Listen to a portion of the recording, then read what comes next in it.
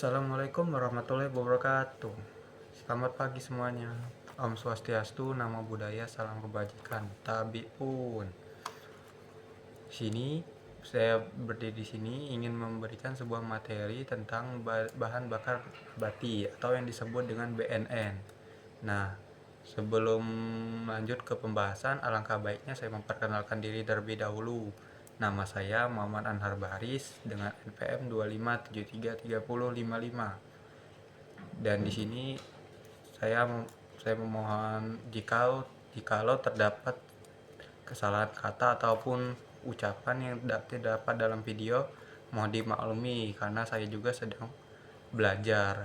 Dan di sini kita sama-sama sharing apabila ada kesalahan yang kulakukan.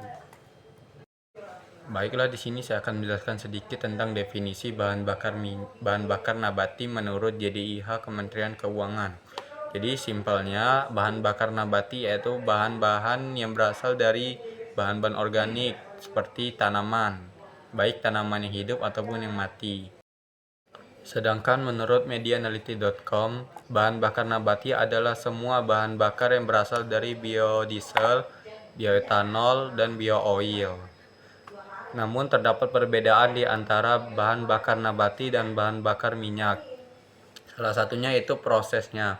Proses terbentuknya bahan bakar minyak itu jauh lebih lama dibandingkan bahan bakar nabati. Karena bahan bakar minyak itu berasal dari fosil-fosil hewan zaman purba dahulu yang tertanam di bawah tanah jutaan tahun. Sedangkan bahan bakar nabati itu prosesnya lebih cepat dan lebih efisiensi buat sekarang. Lalu kenapa jadi bisa urgensi? Yaitu menurut saya salah satu faktornya itu adalah karena dunia termasuk Indonesia itu masih bergantung pada bahan bakar fosil. Yang kita ketahui, bahan fosil itu adalah bahan bakar yang berasal dari bawah tanah yang terpendam selama jutaan tahun lalu ataupun ribuan jutaan tahun yang lalu. Masalahnya terdapat pada emisi gas karbon yang tinggi, harga yang tidak stabil, serta yang kita pergunakan terus-menerus sehingga itu terbatas. Jadi semisal kalau energi tersebut sudah habis, maka kita akan terus menggali ke dasar tanah untuk mencari sumber tersebut. Maka adanya bahan bakar nabati ini dapat membantu ketergantungan kita terhadap bahan bakar minyak.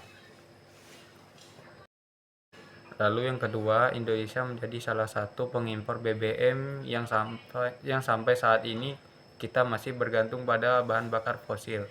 Sedangkan potensi di Indonesia bisa digunakan dengan baik karena kita memiliki banyak sumber sebagai bahan bakar nabati, contohnya dari minyak jelantah ataupun kelapa sawit dan tebu. Nah, itu bisa diolah untuk menjadi bahan bakar nabati dan mengurangi pengeluaran ataupun anggaran pada negara untuk membeli bahan bakar minyak. Salah satu potensi pengembangan di Indonesia yaitu ketersediaan bahan baku yang melimpah seperti kelapa sawit dan tebu yang dapat digunakan sebagai pembentukan bahan bakar nabati ataupun energi terbarukan. Lalu yang kedua, Indonesia memiliki potensi energi biomasa sebanyak 146,7 ton per tahun yang dapat digunakan untuk sumber bahan bakar dan listrik.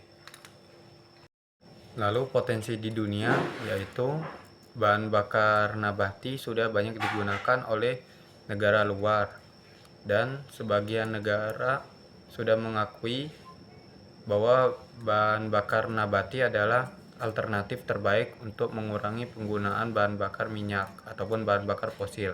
Serta yang kedua yaitu bahan bakar nabati sudah diakui secara global dan banyak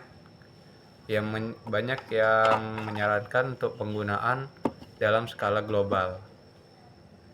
Baiklah, mungkin segitu saja yang bisa saya sampaikan. Kurang lebihnya saya mohon maaf. Apabila ada salah perkataan dan perbuatan yang saya lakui, saya mohon maaf. Saya akhiri. Wassalamualaikum warahmatullahi wabarakatuh.